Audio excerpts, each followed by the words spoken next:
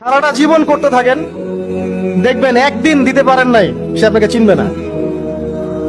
নবী সাল্লাল্লাহু আলাইহি ওয়াসাল্লাম বলেন এই কথাগুলো, জাহান্নামে যাওয়ার কারণ এগুলো উল্লেখ করেন নাই।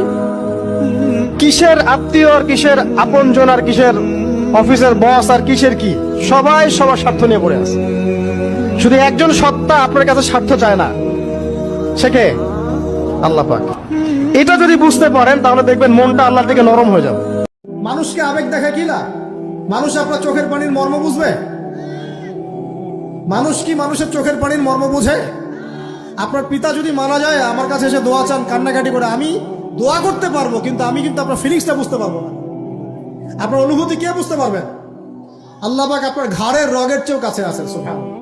মাওলা, এতদিন নিজের জীবনকে নিজের হাতে রাখতে চেয়েছি, বিবেক খাটিয়েছি, বুদ্ধি খাটিয়েছি, প্ল্যানিং করেছি, কিছু জায়গায় সফল হয়েছি, বেশিরভাগ জায়গায় ব্যর্থ হয়েছি। এই হাদিসটা এখনো বুঝতে পারি না। আমি অনেস্টলি বলছি, আসলেই বুঝি না যে নারীদেরকে সৃষ্টি করা হয়েছে, স্ত্রীদেরকে সৃষ্টি করা হয়েছে বাঁকা হাড় থেকে।